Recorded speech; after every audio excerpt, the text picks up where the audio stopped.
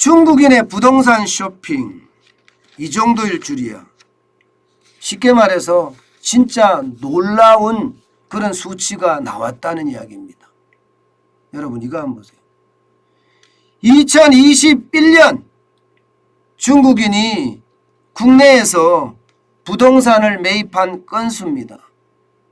무려 6,640건입니다. 6,640건. 어마어마하죠. 어마어마합니다. 다른 외국인들하고 비교를 해보면 말입니다. 이것은요 거의 독보적이라고 이야기할 수 있습니다. 다른 외국인들은요 이렇게까지 많이 사는 것은 아니거든요.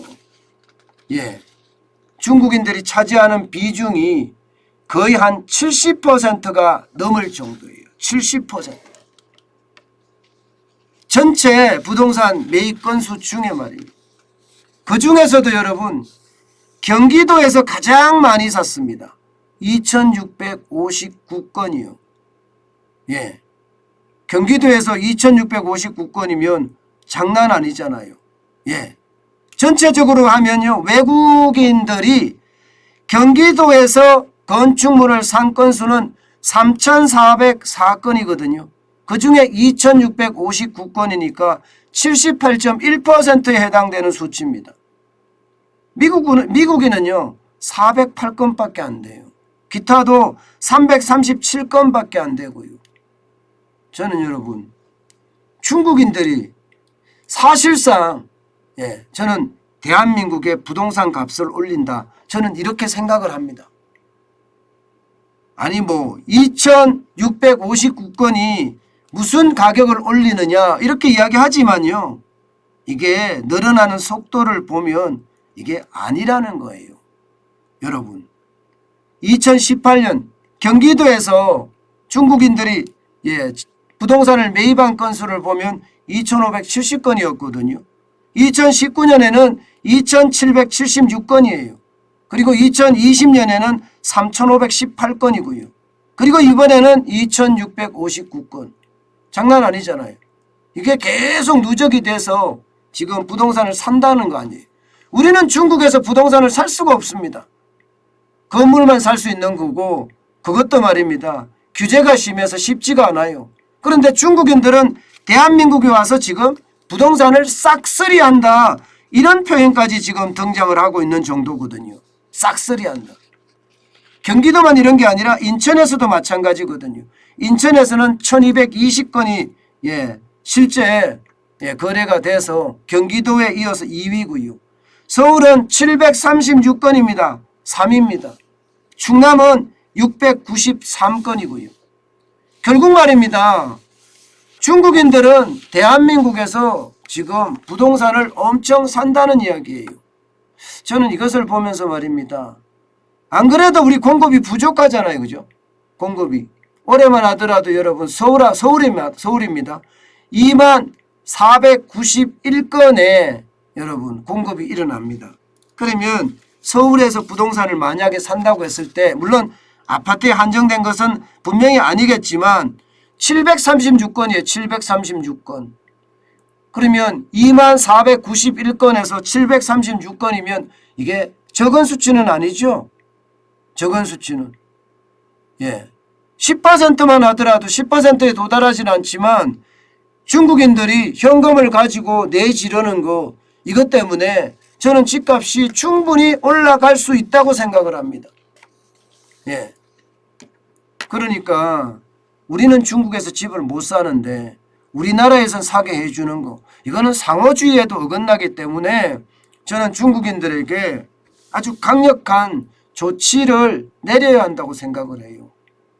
그래야지만이 말입니다. 우리 집값이 중국인들에 의해서 올라가는 일은 저는 없을 거라고 생각을 해요. 경기도에서 2,600건 이상 나온다는 것은 여러분 저는 집값을 충분히 올릴 수 있는 그런 개연성을 가지고 있다고 생각을 합니다. 사실 말입니다. 이 중국인들이 집값을 올리는 거 이게 세계적으로 많이 일어나고 있어요. 이곳이 말입니다. 캐나다 밴쿠버거든요.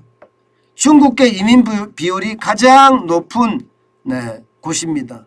차이나타운도 이렇게 만들어져 있고요. 실제 중국 부호들이 말입니다. 지금 여기에 집을 사면서 집값이 폭등하는 그런 현상이 실제로 일어났습니다. 오죽했으면 캐나다 정부에서 말입니다. 중국인 투기를 막아라 이렇게 이야기할까요? 예. 그래서 말입니다. 캐나다 정부는요. 예. 외국인들이 부동산을 살 때는요. 이게 그에 따르는 규제, 쉽게 말하면 취득세를 20% 가까이 올린다든가 그런 방법을 취했거든요.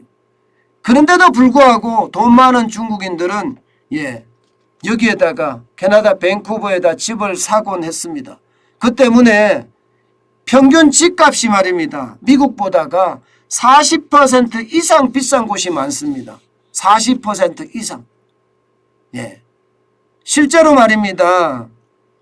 캐나다 몬트리올 은행이 발표한 내용을 보면 말입니다. 예.